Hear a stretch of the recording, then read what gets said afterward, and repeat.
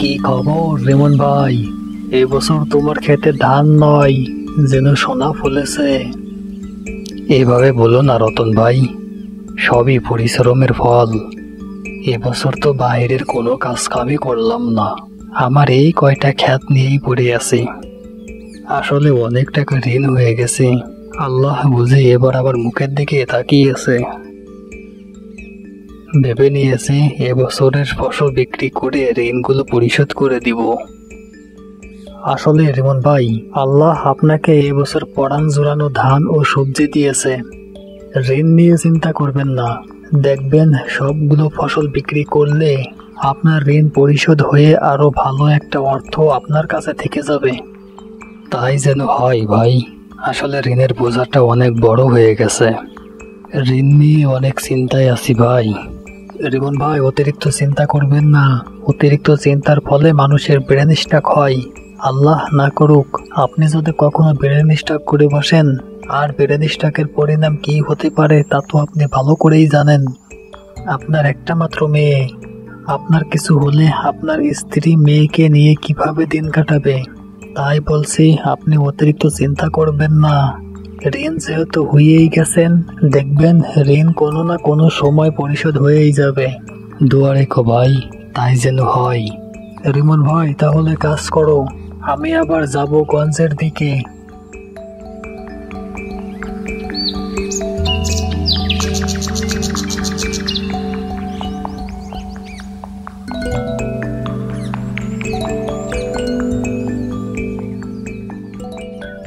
এই যে রিমন মিয়া, কি খবর তোমার?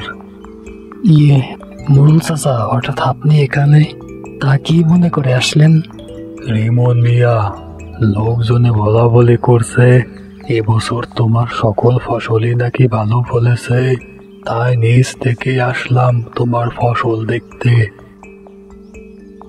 এই যে রিমন মিয়া, তুমি তো সেই কতদিন আগে কর্তামশাইয়ের কাছ থেকে টাকা ঋণ করে আনলে, তাই এর মাঝে তো একদিনও কর্তামশাইয়ের সাথে দেখা করলে না, কারণ কি? মোড়ল মশাই, আমাকে ক্ষমা করে দিন। এই ক্ষেতের কাজ করতে করতে কোথাও যাওয়ার সময় পাই নাই। মোড়ল মশাই, আমাকে আর কয়েকটা দিন সময় দেন। এবছর আপনাদের দোয়ায় আমার ক্ষেতের ফসল অনেক ভালো হয়েছে। আমি সকল ফসল বিক্রি করে আপনার পাওনা টাকাগুলো পরিশোধ করে আসব। বেশ, তাই যেন হয় রিমন মিয়া, কথার যেন নড়চড় না হয়। জি আজ্ঞে মোড়ল মশাই। কথাটা যেন মনে থাকে রিমন মিয়া। এই কালু, চলো।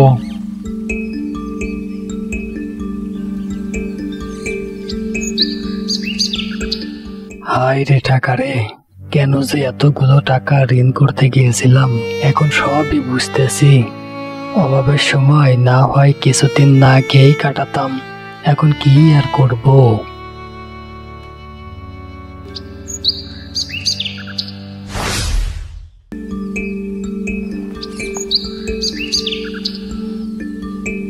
কালু, যা দেখলাম মনে হচ্ছে রিমন মিয়া তার উৎপাদিত ফসল বিক্রি করে আমার সব টাকা পরিশোধ করে দিবে। যে হ্যাঁ কর্তামশাই, তাই তো দেখলাম। না না কালু, না, এ তো হতে দেওয়া যাবে না। কেন কর্তামশাই? টাকাগুলো পরিশোধ করে দিলে তো আপনার জন্যই ভালো হয়। না কালু, না, সব সময় একই ফর্মুলা ব্যবহার করবে না। রিমন মিয়ার ওই ক্ষেতের উপর আমার নজর অনেক দিন আগে থেকেই। রিমন মিয়ার ওই ক্ষেতগুলোতে একটু ভালো করে চাষ করলেই মাঠ সেরা ফসল উৎপাদন হয়। আমার অনেক দিনের নজর ওই জমিটুকুর উপর। এমনি এমনি তো রিমন মিয়াকে এতগুলো টাকা ধার দেই নাই। কিন্তু কর্তামশাই, রিমন মিয়ার এবছরে যে পরিমাণে ফসল ফলেছে তা মনে হচ্ছে আপনার সব টাকায় পরিশোধ করে দিবে। মনে হচ্ছে আপনার স্বপ্ন স্বপ্নই থেকে যাবে। কালু, এই মোটা মাথার গোবর নিয়ে আমার সাথে থাকিস কি করে বল দেখি? আমার স্বপ্ন যদি স্বপ্নই থেকে যায়, তাহলে এতগুলো চোর ডাকাত গুন্ডা পান্ডা পেলে আমার লাভ কি? তাহলে কর্তামশাই এখন কি করবেন? শোন কালু, ওই ফসল রিমন মিয়া কেটে নেয়ার আগেই আমরা যদি সকল ফসল কেটে নিয়ে আসি তাহলে কেমন হয় বলতো? এটা করলে তো আমাদের জন্যই ভালো হবে, কিন্তু এটা কিভাবে সম্ভব? কালু, আসলেই তোর মাথায় কিছু গোবর আছে রে। একটু আগেই তো বললাম আমাদের কাছে কি হাতে জবাই করতে চোর ডাকাত গুন্ডা পান্ডা আছে। তোকে আগেই বলেছি গুন্ডা পান্ডাকে বসিয়ে না খাইয়ে ওদেরকে দিয়ে একটু কাজ করিয়ে নে। এ হা হা হা হা হা, এবার বুঝেছে কর্তামশাই, আপনি আর চিন্তা করবেন না, আমি আজ রাতেই ব্যবস্থা করছি।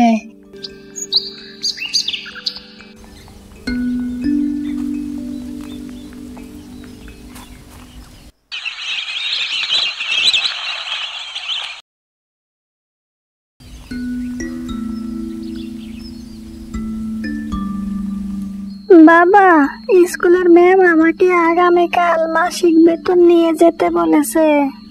মাসিক বেতন না নিয়ে স্কুলে যেতে নিষেধ করেছে। স্কুলের ম্যাম তোমাকে এই কথা বলেছে মা? জি বাবা, ম্যাম আমাকে এটাই বলেছে। আচ্ছা মা, আগামীকাল আমি তোমার মায়ের কাছে স্কুলের মাসিক বেতন রেখে যাব। তুমি স্কুলে যাওয়ার সময় তোমার মায়ের কাছ থেকে মাসিক বেতন নিয়ে গিয়ে তোমার ম্যাডামকে দিও, ঠিক আছে মা? জি বাবা।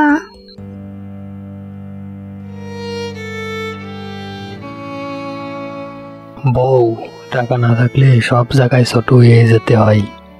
স্কুলের শিক্ষক ও মেয়েটাকে মাসিক বেতন ছাড়া স্কুলে যেতে নিষেধ করেছে। হ্যাঁ গো, তুমি ঠিকই বলেছ। আল্লাহ কবে যে আমাদের দিকে অর্থ সম্পদ বাড়িয়ে দিবে আল্লাহই তা ভালো জানে। ওগো, পাড়ার লোকে বলা বলি করছে এবছর নাকি আমাদের ক্ষেতের ফসল অনেক ভালো ফলেছে। হ্যাঁ বউ, আল্লাহর রহমতে এবছর আমাদের ক্ষেতের ফসল অনেক ভালো ফলেছে। তাহলে এবছর আমরা আমাদের ঋণের টাকা পরিশোধ করতে পারবো, তাই না? হ্যাঁ, আল্লাহ যদি চাই তাহলে এবছরের উৎপাদিত ফসল বিক্রি করে আমাদের সকল ঋণ পরিশোধ করতে পারবো। ঋণটা পরিশোধ করতে পারলে আমাদের সংসার থেকে অনেক বড় বোঝা নামবে। আজ কেন যেন অনেক ঘুম পাচ্ছে, চলো ঘুমিয়ে পড়ি।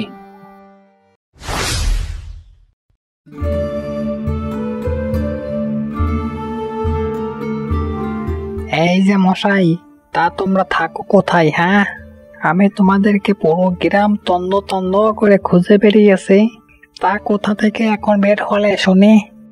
আরে কালু ভাই, সে কথা আর বলো না, গিয়েছিলাম পাশের গ্রামে। কার সর্বনাশ করে আসলে? কালু ভাই, কারো সর্বনাশ করতে পারি নাই। কেন, আবার কি মানুষের দাবর খেয়ে আসছিস নাকি? আরে কালু ভাই, তুমি কি এই রাঘু গুন্ডাকে চেনো না? এই রাঘু যখন তখন মানুষকে মারধর ও চিন্তাই করতে পারে। আমার কাছে এগুলো তো কিছুই না। পাশের গ্রামে গিয়েছিলাম আমাদের দলটা আরো ভারী করতে। এখন বলো তো, তুমি আমাদেরকে খুঁজতেছিলে কেন? শোন রাঘু, ওই যে পশ্চিম পাড়ার রিমন মিয়া, তার জমে সকল ধান নিয়ে আনতে হবে। তা কখন আনতে হবে? কখন আনতে হবে একবার শুধু এই রাঘুকে বলো। সমান্তরা, এটা কিন্তু কর্তামশাইয়ের আদেশ। আজ রাতেই সাবধানের সাথে ধানগুলো কেটে আনবি। আর হ্যাঁ, একটা কাক পঙ্খী যেন টের না পাই। ধানগুলো নিয়ে আমার বাড়ি রেখে দিয়ে আসবে কিন্তু। কালো ভাই, আপনি কোনো চিন্তা করবেন না, আপনি চিন্তা মুক্ত থাকেন, সবই ঠিক সময় মতো হয়ে যাবে।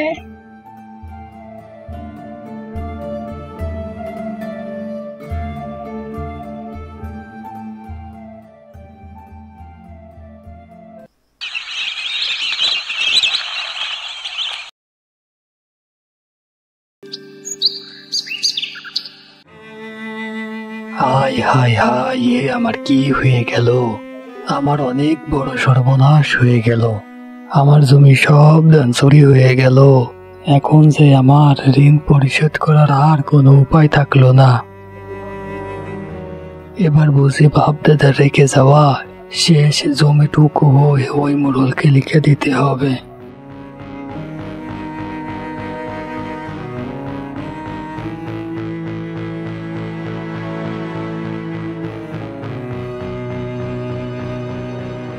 রিমন ভাই, মোড়লের বাড়ির সামনে থেকে শুনলাম আপনার সব ধান নাকি চুরি হয়ে গেছে। হ্যাঁ রে ভাই, সামনের উপারই তো দেখতেছো, আমার জমির সব ধান চুরি হয়ে গেল। তা রিমন ভাই, আপনার ক্ষেতের ধান কে বা কারা কেটে নিয়ে গেল? আপনি কি কাউকে সন্দেহ করেন?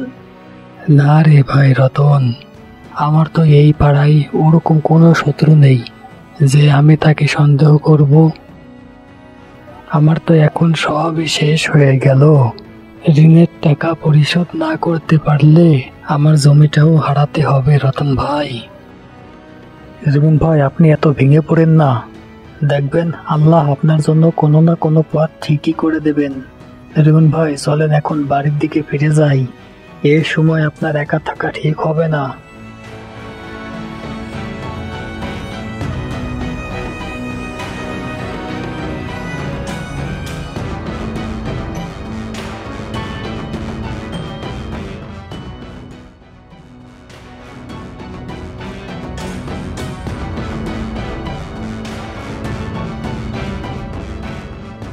আহারে রিমন মিয়া, শুনেও কষ্ট হয়। তোমার এমন বড় ক্ষতি কে করতে পারে? কিরে কালু, রিমন মিয়ার এত বড় ক্ষতি কে করলো? তার কোনো খবর কি পেলে? না কর্তামশাই, রিমন মিয়ার ক্ষেতের ধান কে বা কারা কেটে নিয়ে গেল তার কোনো খবরই পেলাম না। এই বিষয়ে কেউই তো কিছুই জানে না। কেউই যদি কিছুই না জানে তাহলে আমি খবর পাবোই বা কি করে কর্তামশাই? আহারে, রিমন মিয়ার মতো এত সহজ সরল মানুষের ক্ষতি করাটা একদমই উচিত হয়নি। মোড়ল মশাই, এখন আমি কি করব? হ্যাঁ রিমন মিয়া, আসলে তোমার অনেক বড় ক্ষতি হয়ে গেছে। রিমন মিয়া, যদিও কথাটা বলতে চাচ্ছিলাম না, তারপরেও না বলে আর পারছে না। রিমন মিয়া, মানুষের বিপদ আপদে টাকা দিয়ে আমি সবাইকে সাহায্য করি, তার বিনিময়ে আমি ওই হালকা কিছু টাকা ইন্টারেস্ট নেই। এটা আমারও তো ব্যবসা, তাই না? রিমন মিয়া, তুমি তো এবছরের সকল ফসল বিক্রি করে আমার পাওনা টাকাগুলো পরিশোধ করে দিতে চেয়েছিলে। তা তোমার ফসল তো এবছর আর থাকলো না।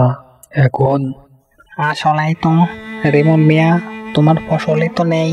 তুমি তো এখন আর চাইলেও পাওনা টাকা পরিশোধ করতে পারবে না।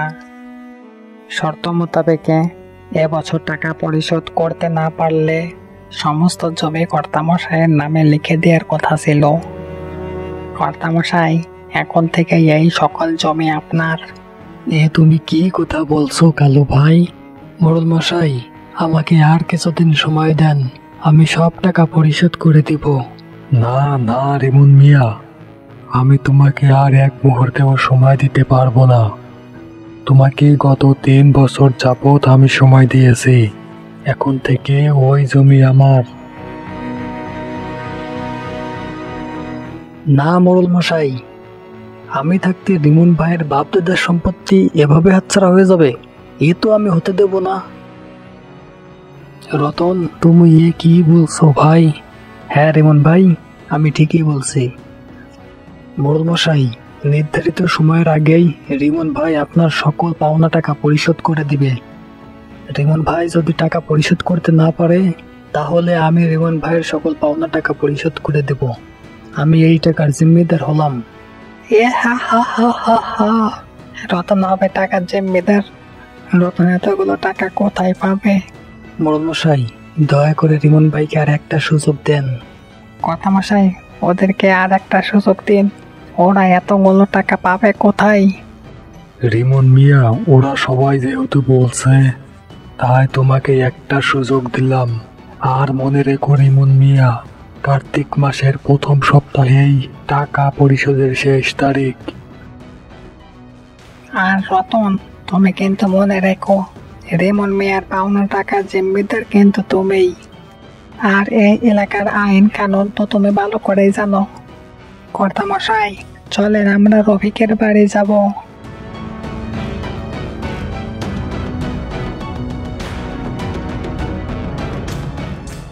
রতন, তুমি এ কি করলে ভাই? তুমি আমার এতগুলো টাকার জিম্মিদার হলে। রিমন ভাই, এক প্রতিবেশীর বিপদে আরেক প্রতিবেশী যদি এগিয়ে না আসে তাহলে দেশটা চলবে কি করে ভাই? রতন, এখন আমরা এতগুলো টাকা কোথায় পাবো?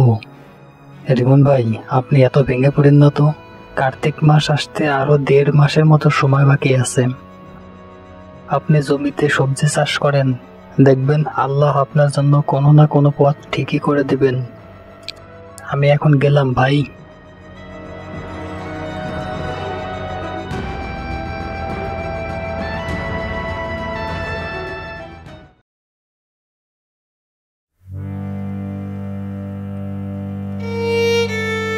বউ, আমি তো কিছুতেই মেনে নিতে পারছি না।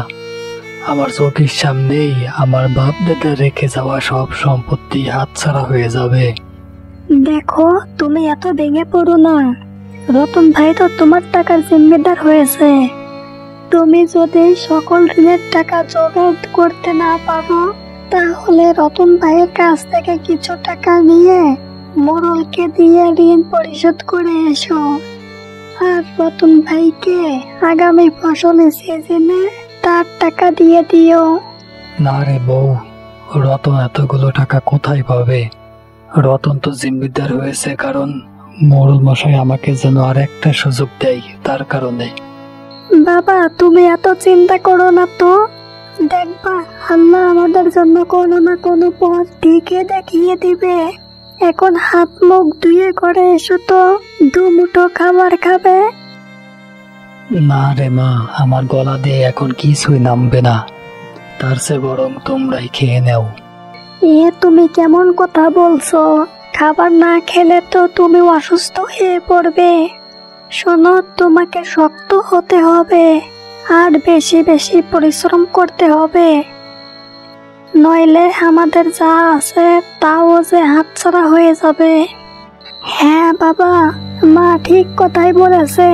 বাবা, আল্লাহর ইচ্ছা ছাড়া দুনিয়াতে কিছুই ঘটে না। আর আমরা তো কখনোই কারো ক্ষতি করি নাই। দেখবা আল্লাহ আমাদেরকে খুবই তাড়াতাড়ি এই বিপদ থেকে রক্ষা করবে। চলো বাবা, ঘরে যাই আমরা।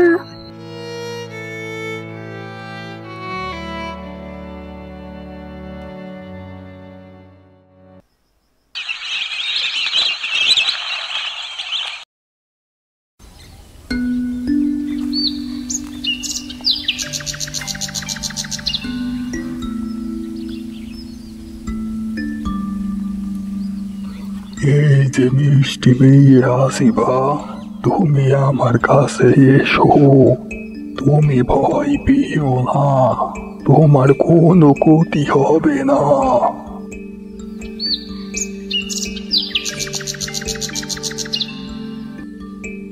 আপনি কে বাবা? আপনাকে তো দেখা যায় না। আপনার মুখের উপর আলো কেন?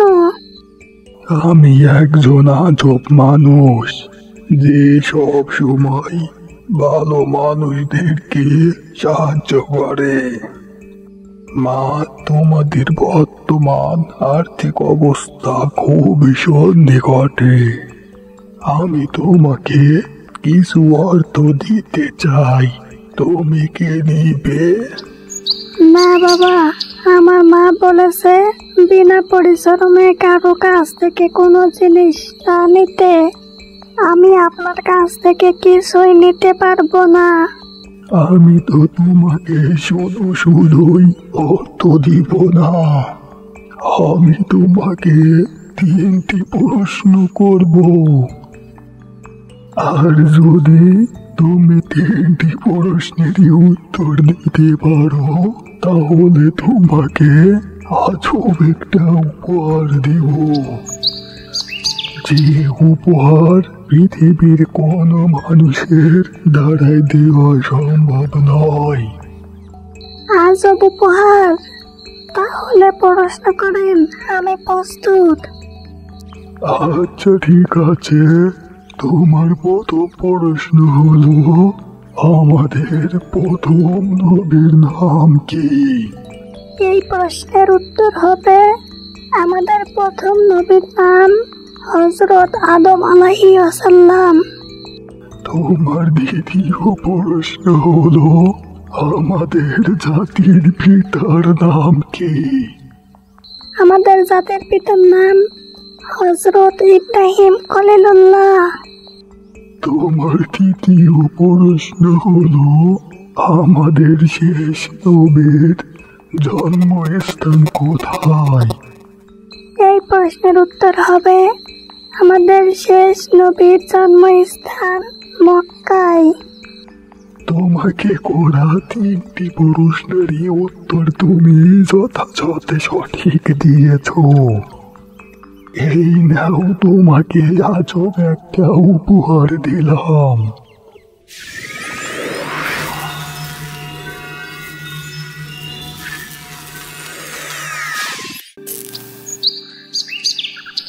এই হাড়ির ভিতর যে ধান গাছ দেখতেছো, এটা কিন্তু সাধারণ কোনো ধান গাছ নয়, এটা হলো সোনার ধান গাছ। যখনই তুমি বিপদে পড়বে তখনই এই ধান গাছ থেকে কিছু সোনার ধান বিক্রি করে তোমাদের সমস্যার সমাধান করবে। আর কখনোই এই হাড়ি থেকে ধান গাছটা আলাদা করবে না।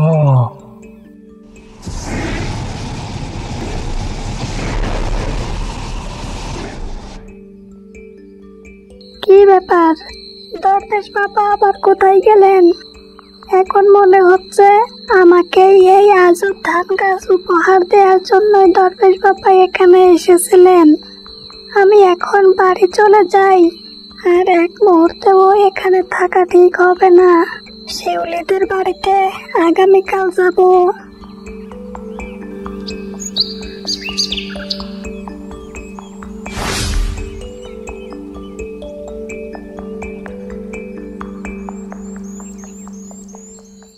মা, বাবা, এই দেখো আমার হাতে একটা আজব ধান গাছ। আমাদের আর দুঃখে কষ্টে দিন কাটাতে হবে না। কি বলিস রে মা? হ্যাঁ বাবা, আসলেই তাই। তাহলে তো আমাদের জন্যই ভালো হবে। বাবা, সোনার দোকানে গিয়ে এই সোনার ধানগুলো বিক্রি করে এসো। হাসিবার বাবা, তুমি এই সোনার ধানগুলো বিক্রি করে মোড়লের ঋণের টাকা দিয়ে এসো। আচ্ছা বউ, ঠিক আছে।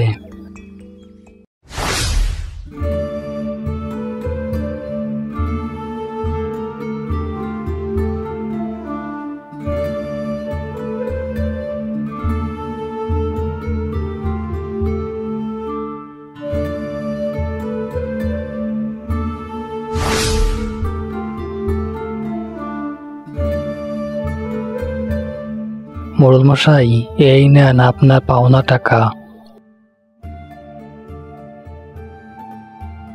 এখন আমার জমির দলিলগুলো ফেরত দেন।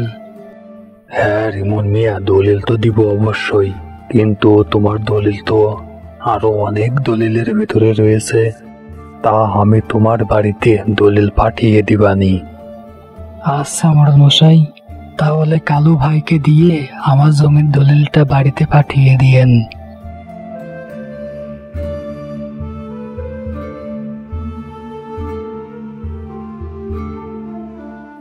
কিরে কালু, রিমন মিয়া একদিনের মধ্যে এতগুলো টাকা পেল কোথায়? আমি তো ওটাই চিন্তা করতেছি কর্তামশাই। কালু, খোঁজ লাগা, রিমন মিয়া একদিনের মধ্যে কোথা থেকে এতগুলো টাকা পেল। মানে আচ্ছা কর্তামশাই।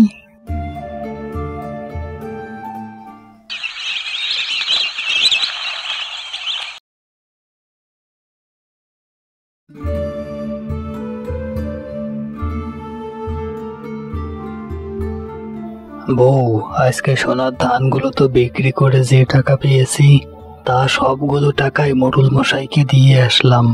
ভাবতেছি এই সোনার ধান গাছে আগামীকাল যতগুলো ধান ধরবে সেগুলো বিক্রি করে আমি একটা ব্যবসা শুরু করব। রেমন মিয়া কি বললো? সোনার ধান? আরো শুনি তো কি কি বলে। হ্যাঁ হাসিবার বাবা, তুমি ঠিকই বলেছ। এখন তোমার একটা ব্যবসা করা উচিত। বউ, ধান গাছটা কোথায় রেখেছো? সোনার ধান গাছটা আমাদের রুমেই আছে, খাটের নিচে রেখে দিয়েছি।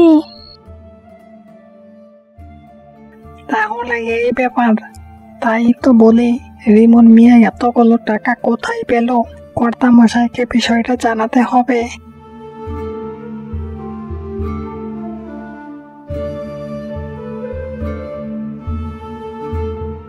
কর্তা মশাই, আজব একটা ঘটনা ঘটেছে রিমন মিয়ার বাড়িতে। আজব ঘটনা? শুনি তো, কি আজব ঘটনা ঘটেছে? কর্তা মশাই, রিমন মিয়া কোথা থেকে যেন সোনার ধান গাছ পেয়েছে। ওই ধান গাছ থেকে প্রতিদিন সকালে সোনার ধানের একটা করে শীষ বের হয়। রিমন মিয়া ওই সোনার ধান আজকে গঞ্জে নিয়ে গিয়েছিল, আর ওই ধান বিক্রি করেই আপনার পাওনা টাকা পরিশোধ করে গিয়েছে। তাই নাকি? তাহলে তো আজব ঘটনাটা নিজের চোখেই দেখতে হবে। কর্তা মশাই, ভাবুন তো, রিমন মিয়া তো আর কিছুদিনের মধ্যেই আপনার থেকে বড় ধনী হয়ে যাবে। না না কালু, এটা কোনো বিনিময়েই হতে দেয়া যাবে না। আমি বেঁচে থাকতে আমার থেকে ধনী এই এলাকার কাউকেই আমি হতে দেব না। যে করেই হোক রিমন মিয়াকে ধনী হওয়া থেকে আটকাতে হবে। কালু কালু, ভাবো তো কি করা যায়। কর্তা মশাই, বুদ্ধি একটা পেয়েছি। কি বুদ্ধি? কি বুদ্ধি পেলে কালু? কর্তা মশাই, আমরা যদি রিমন মিয়ার বাড়ি থেকে সোনার ধান গাছটাই চুরি করে আনি তাহলে আমাদের জন্য সবচেয়ে বেশি ভালো হয়। রিমন মিয়া আর ধনী হতে পারবে না। অবশেষে আমরা সোনার ধান বিক্রি করে আরো বড় ধনী হয়ে যাব। বাহ কালু বাহ, আমার সঙ্গে থাকতে থাকতে তোমার মাথায়ও তো ভালো বুদ্ধি আসতে শুরু করেছে। তাহলে চল এখনই যাব রিমন মিয়ার বাড়িতে সোনার ধান গাছ আনতে।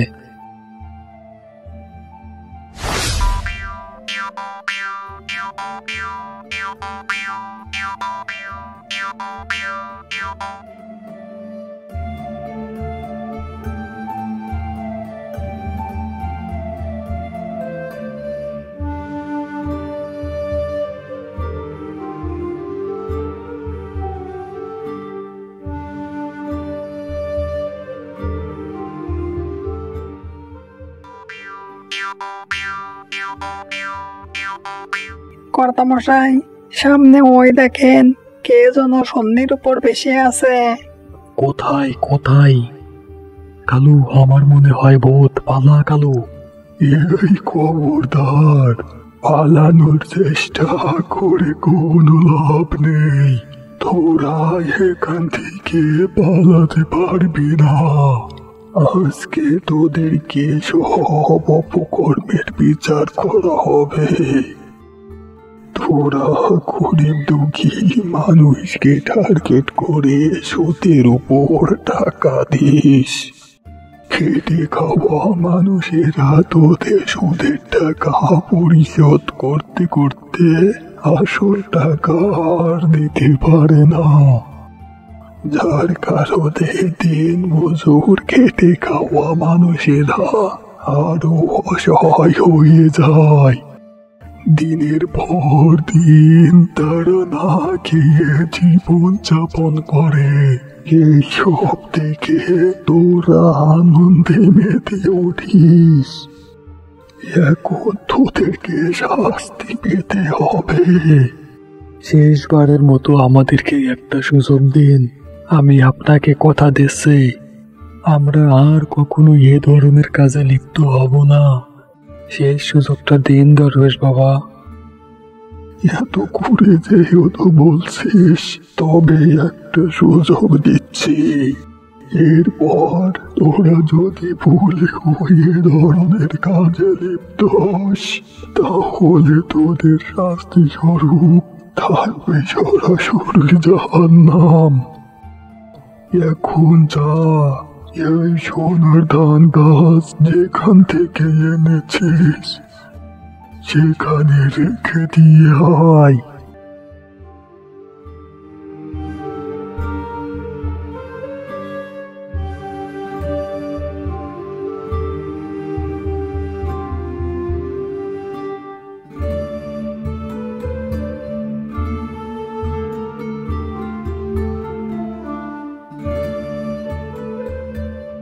বন্ধুরা, এই গল্প থেকে কি শেখা গেল? এই গল্প থেকে শেখা গেল লোভে পাপ, পাপে মানুষকে মৃত্যুর দোরগোড়ায় নিয়ে যায়। বন্ধুরা, গল্পটি ভালো লাগলে লাইক, কমেন্ট এবং সাবস্ক্রাইব করতে ভুলো না তোমরা। সাবস্ক্রাইব করার জন্য সবাইকে ধন্যবাদ।